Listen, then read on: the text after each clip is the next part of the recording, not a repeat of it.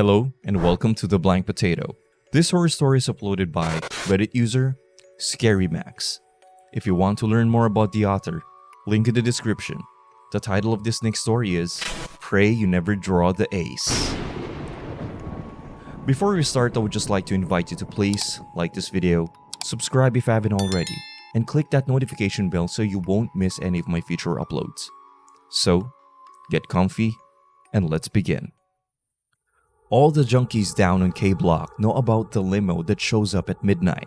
You knock on the door, and the man inside offers a deck of cards. The rules are simple. A 2 gets you $200, a 3 for $300, and so on. And then with the face cards, things get really interesting. A jack gets you the shot, and the shot is basically liquid magic. One last big high, and then the cravings are straight up gone, like you'd never shot up in your life. You're clean. Some people say the guy in the limo is from that family who invented Oxy in the first place, and that they've had the cure all along. Maybe. Junkies tell a lot of stories. A queen is even better. You get the shot plus 10 grand, enough to start over someplace new. A king is a bullet in the head. And to be honest, a lot of guys who end up at the limo don't mind. Guys who draw a king get dumped outside the city limits. The losing card pinned neatly to the hems of their shirt. You don't want to draw the ace. Guys who draw the ace disappear for a month. Sometimes they turn up alive, but babbling like lunatics and missing every finger and toe. Sometimes they're perfectly lucid, but missing their lips and tongue. Other times, they're dead with fucked up fingernails, like they've been scratching to get out of a box for the full 30 days. They say some guys who draw an ace have tried to run. Those guys end up with the worst stories of all. I never thought I'd end up knocking on the limo's window, but life has a way of fucking with you. I'd had a girlfriend once, and a job at a warehouse that paid $22.50. Then I ended up lifting the wrong box the wrong way and needed some Oxy to manage the pain and keep working. When my script ran out, I had to start paying through the nose for stuff on the secondhand market. And the whole time my spine kept getting worse. I went from happy and healthy to a needle in my arm in less than 6 months. I lost my girl, lost my job, then coasted on favors and goodwill for another half a year. And that ran out.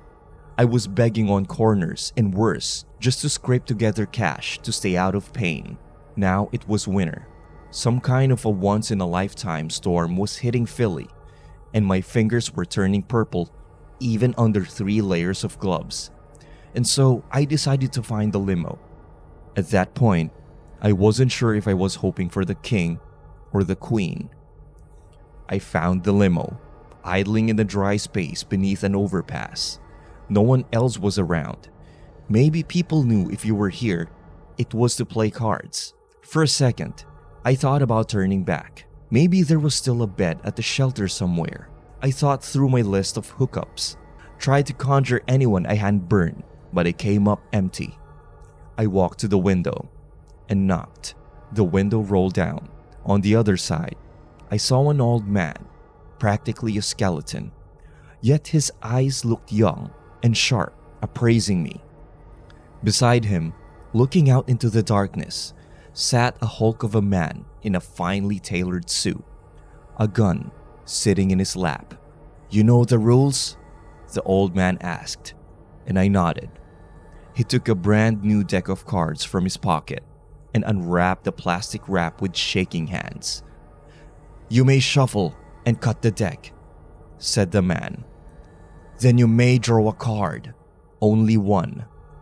I nodded again. I tried to shuffle, but with the cold and my numb fingers, it was kind of a mess. I ended up sort of mushing the cards together for a few times and almost dropping the whole stack. If I couldn't shuffle, would I lose my one shot at drawing a card? I realized I was crying. Finally, I felt like I'd done a good enough job, and I handed the deck back to the old man. He straightened the cards, and then held them out to me. "Go ahead," he said. "Choose." I reached forward, barely able to steady my hands, and took the top card. Then I revealed it in the weak glow of the streetlight. A king. Maybe it was what I deserved. I didn't know, but I knew in that moment that I didn't want to die. I wanted the queen. "My condolences," said the old man, gesturing to his friend. "Wait," I said, my voice shaking. "This isn't what I wanted. The cards tell a different story." The Hulk opened his door on the far side and stepped out of his car. He was even larger standing up. The old man looked at me with a smirk. "You're one of the lucky ones, you know," he said, wistfully examining an ace. The Hulk checked his gun and began walking toward me. "Wait," I said. "Double or nothing." The old man held up a hand to his associate. "What do you propose?" he asked, interested. "One more draw. Just 2 cards. Ace or queen."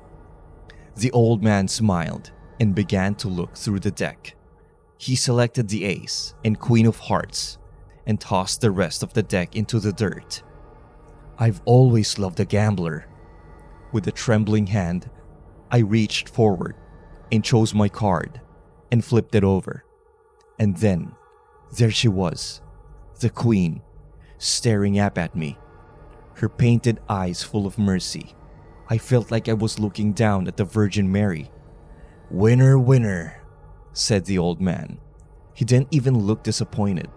I got my money and the shot. As soon as it hit my veins, the clarity was unreal, like the world wasn't blurry anymore. As the limo cruised off into the night, I began to run.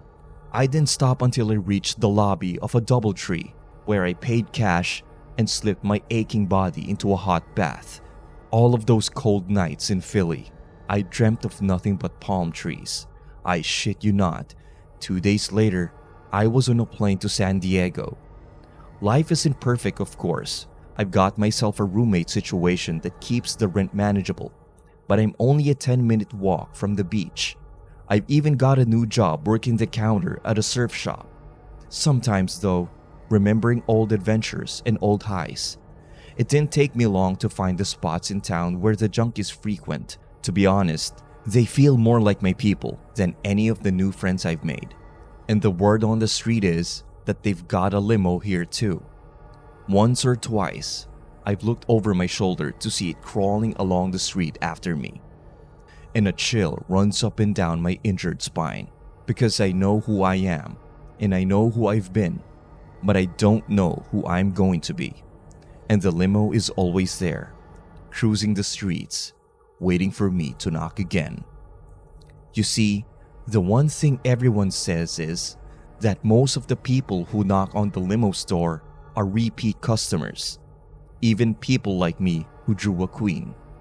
Even people who survived drawing an ace. If you enjoyed that horror story, feel free to hit that like button, subscribe if you haven't already, and click one of the videos here if you want more horror stories like that. And as usual, you have a creepy evening, and I'll see you again next time.